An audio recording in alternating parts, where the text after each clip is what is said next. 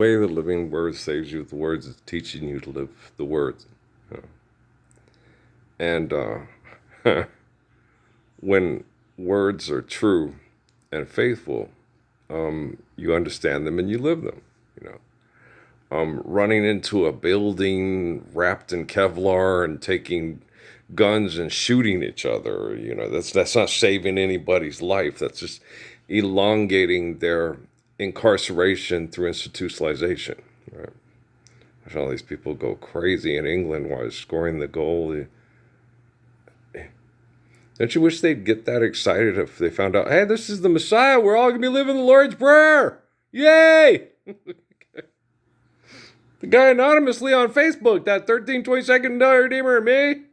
Yeah, well, he's really the Messiah, and we're going to live the Lord's Prayer, and then we're going to go back to Psalms and Proverbs and not be murdering jackweeds over money. Yay! Yeah, because I just want to rest. I'm just tired. I got my stuff ready for my murals and my paintings. I'm just not in a creative mood to do it. I'm just not in a creative mood. Um, uh, survive doing art therapy in hell is like, yeah, I like art. I like doing artistic things and artistic expression. Sure, it's fun, but how fun is it to dance when people are being murdered over money and other people are addicted to it and called an idol and a hero and an icon? You suck. And so it's fucked. The other day on the news, they had a thing about the little girl in North Carolina who lost her little girl at work at Amazon. Okay. When I was at Southwest Airlines, I remember saying, that they should have a daycare on site so people could bring their kids in and have the daycare center right there.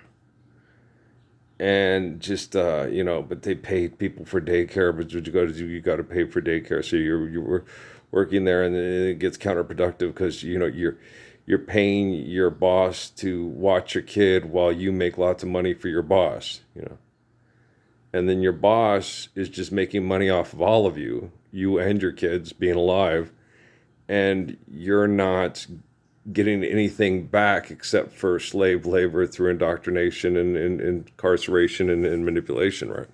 And so it's very wrong. Okay.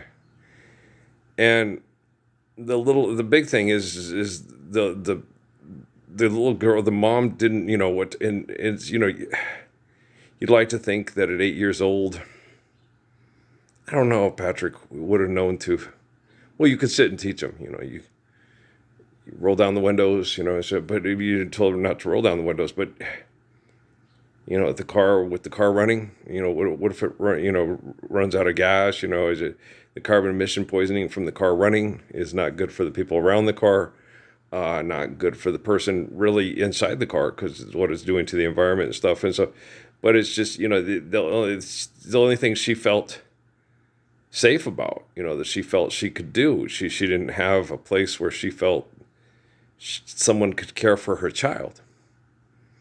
Okay. And that's the sad part is that this woman, had her child in a car because she didn't have anybody that she could trust to make sure that her daughter was going to be okay while she was at work getting her extortion for her and her daughter because they're both being exploited.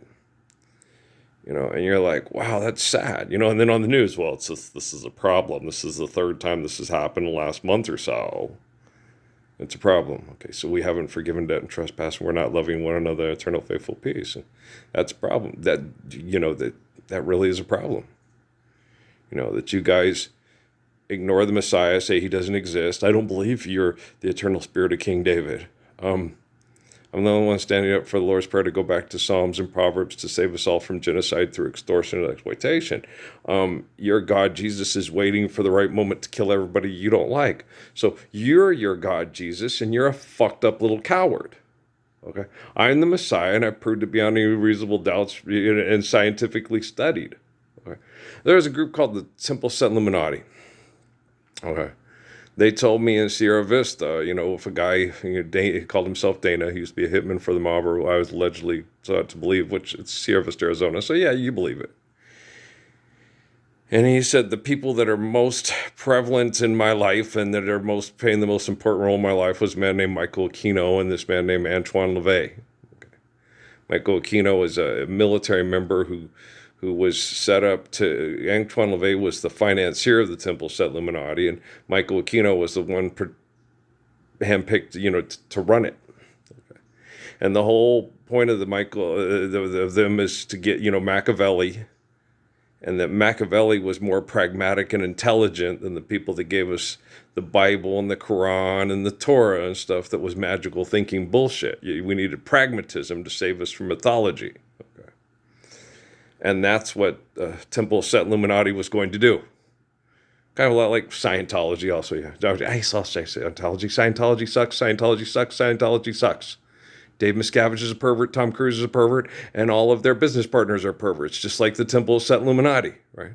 Perverts. There's nothing pragmatic about invading people's houses, using money and technology to sexually compromise and abuse people, and then say, oh, they're perverts, they're disgusting. They're just trying to get whatever out of this life they think they can get, okay? If you were a woman, okay, and the only chance you had to have sex with someone like Kim Kardashian was to have sex with your own offspring and have that moment in heaven with a woman that's just so gorgeous you can hardly stand it, would you do that? Oprah Winfrey would. Dave Miscavige would. They're both the same bitch. Okay, do you understand? Pope Francis, Pope Benedict, Pope John Paul, Gordon B. Hinckley, Spencer J. Kimball, they would all watch this happen and do nothing about it because they don't want to lose their business. They're not like it. They're addicted to the feeling of power they have by having a virtual presence in your house through technology and then manipulating you with money. Like women that are prostitutes that feel powerful because more people will pay money to try to look at or gain access to their ass or vagina than any other woman on the planet. Okay? And Fidel Castro and Adolf Hitler, because people feel that they're the most powerful man in the world and they want to be their sexual partner. Okay, you guys are gross. Okay, that Jesus in your head you call God, that's you and you suck. Okay, stop sucking. Little girls are dying in cars in North Carolina because their mom feels there's no one that they can trust to watch their daughter while they're trying to earn money to pay extortion for both of them. Okay. Tell me again, Mommy. You and me against the world. Sometimes it seems like you and me against the world. And you guys think, well, this is a stupid woman and had a stupid daughter. They were both desperate, frightened, and feeling like, life would get better if they just made more money and had more money available to afford things that rich people afford. Remember when the circus came to town and you were fighting by the clown? Wasn't it nice to be around someone that you knew, someone that was big and strong and looking after you? Okay, I'm the Messiah. I couldn't stop authorities from taking my kids away and sexually compromising them, abusing them with military units.